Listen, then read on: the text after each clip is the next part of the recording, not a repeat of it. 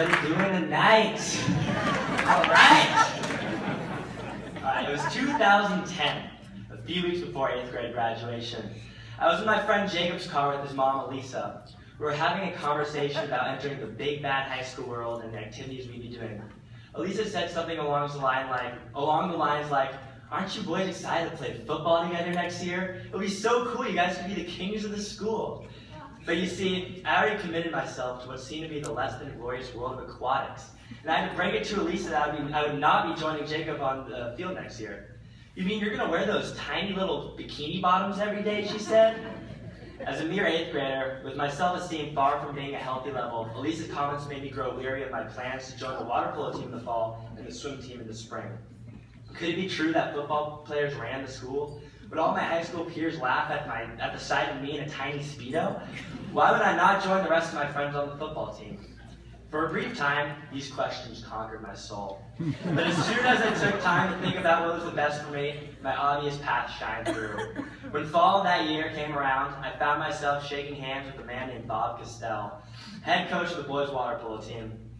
The Tam swimming pool has one of the most joyous atmospheres around, and it is all because of Bob. No matter how much skill it looks like you have when you join the water polo or swimming team, Bob welcomes you with a bright smile and a signature high five. From that point forward, you are a part of the family. Whether it be the grueling swim sets, the dinner at Chili's at the Rockland tournament, or his constant stream of jokes and laughs, Bob makes it so that our entire team is always bonding in one way or another. As a result, my teammates and I are a band of brothers. And like all brothers, we compete to make our father proud. Every practice is a competition for playing time and Bob's priceless recognition of hard work. Additionally, we compete amongst each other for the most sculpted tan body with the shiniest chlorine bleached hair. Guess who won that?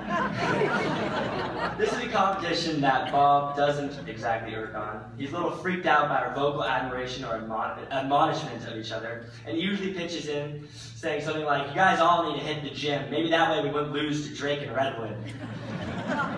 Although I've never gotten to taste the sweet sugar of an MCAL championship in water polo, thanks, Giorgio, I wouldn't trade my experience at TAM for anything. I have so many lifelong friends through this program, and Bob has facilitated each of these relationships. So thank you, Bob, very much. Along with Steph Curry, Kelly Slater, and Michael Jackson, you are one of my idols. Now about swimming. After each water polo season concludes, I always tell myself, "Daniel, you can do it. You can finally muster up the courage to tell Ken Weber that you're not swimming this year." But every year, when I happen to run into Ken before swimming starts, I find it is impossible to break him this news. Maybe it is unmatched enthusiasm about the sport or his astonishing dedication to the TAM program. But every year I find myself coming back to the TAM pool in spring, and every year I'm happy with this decision. This year especially, Ken expressed amazing support to me with amazingly high expectations. Although I never got to medal in the 50 free the way you believed I could, there's no way that we would have taken out those 2 relay records without your constant faith that we could swim fast and, most importantly, beautiful. Although we have different opinions on water polo being the dark side of aquatics that is played with the devil's spear, I truly enjoyed working so closely with you these past 3 years. Thank you so much for your unwavering commitment to help each TAM swimmer succeed to the best of his or her ability. However, when I take a look at the reason for my success on TAM Aquatics, I can't point to a coach. My parents are responsible for my leadership skills and my competitive thirst. They are also my biggest supporters and critics.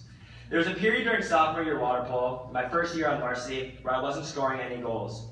We were all at soul food together one night after a game, and it was clear I was frustrated with my recent performances. I kept on blaming it on my inability to maneuver around bigger players, but my mom just looked at me and said, "It kind of looks like you're being shy out there, sweetie." My dad agreed. "Yeah, Daniel, why don't you just shoot the ball a little more?" I practically screamed at them, saying they knew nothing about water polo and they shouldn't begin to tell me what to do. But in reality, they were absolutely right. From that point on, I took their advice, and for the rest of the water polo career, I pretty much shot every opportunity I had. According to Bob, I'm 3rd on the all-time TAM scoring list, and I really have my mom and dad to thank for this. These two did everything from spending weekends driving me around water polo tournaments to harassing refs that were giving me a hard time and trying to throw me out of games. My mom and dad instilled work ethic into me. They are the reason I never miss a practice. They are the reason why I've had academic success. They encouraged me to seek out my other passions like guitar and surfing.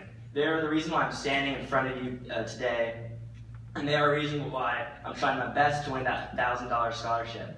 Mom, Dad, I love you both very much, and I cannot thank you enough for giving me room to be myself at all times. Lastly, thanks to TAN administrators, Dr. Senior, Christina Amoroso, and the Gelati family and Marin County Athletic Foundation. We should all feel really proud of ourselves, the athletes, and thank you, everybody.